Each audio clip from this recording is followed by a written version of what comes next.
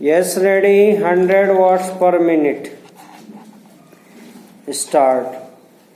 खेती के लिए अच्छी खाद की जरूरत है, पानी की जरूरत है, औजारों की जरूरत है और धन की जरूरत है, पूर्ण विराम। इन सारी चीजों के लिए अलग अलग विभाग हैं।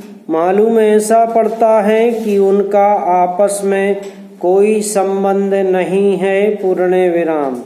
वे आपस में मिलकर कोई योजना नहीं बनाते जिससे खेती की जरूरतें पूरी होती, पूर्ण विराम।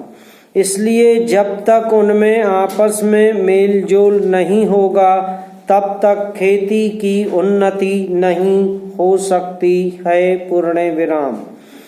दूसरा कारण यह है कि योजना की बिल्कुल कमी है, पूर्ण विराम।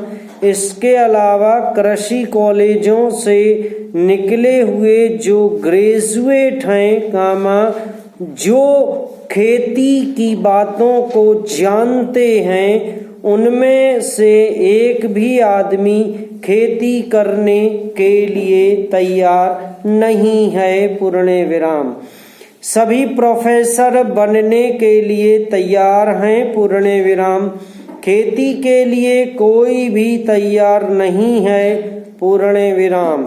एक बात मैं माननीय मंत्री जी से विशेष रूप से कहना चाहता हूँ, पूर्ण विराम। अधिक उपज न होने का एक कारण यह है कि जो खेत में काम करते हैं वे उसके मालिक नहीं हैं, पूर्ण विराम। खेत किसी और का है और काम कोई और कर रहा है, पूर्ण विराम।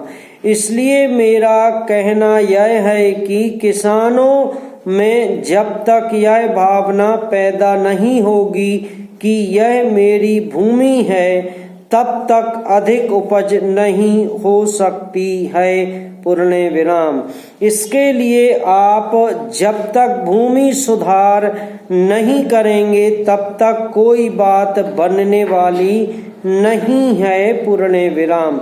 दुर्भाग्य से इस देश में खेती करने वाले बहुत कम लोग ही जमीन के मालिक हैं, पैरा।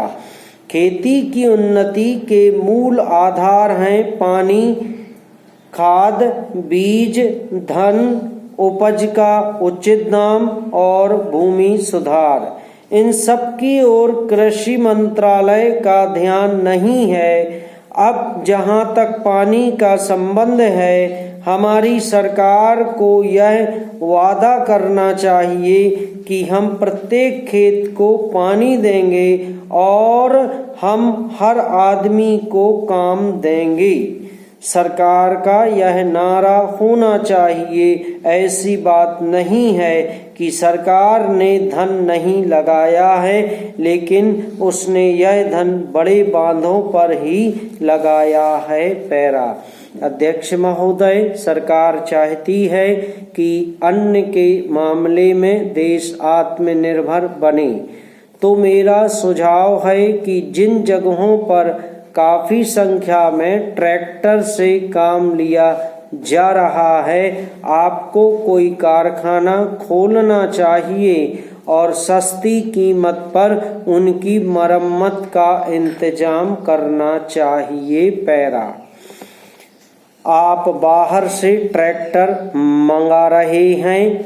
मैं समझता हूँ कि यह सारा रुपया बर्बाद किया जा रहा है। मेरा सुझाव है कि देश में ही ट्रैक्टर बनाया जाए।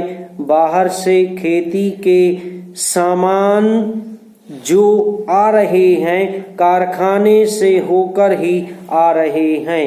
इनको जहां भेजना हो वहां सीधा भेजा जा सकता है, किंतु हो यह रहा है कि पंजाब सरकार द्वारा इनको सारे देश में वितरित किया जाता है।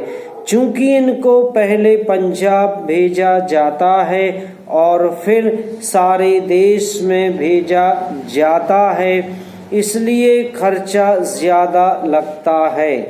खर्चा कम करने के लिए लागत कीमत कम करने के लिए यह जरूरी है कि इनको सीधे भेजा जाए। मैं समझता हूँ कि इसमें कोई अक्ल की बात नहीं है, इस पर भी आपको विचार करना चाहिए। समाप्त।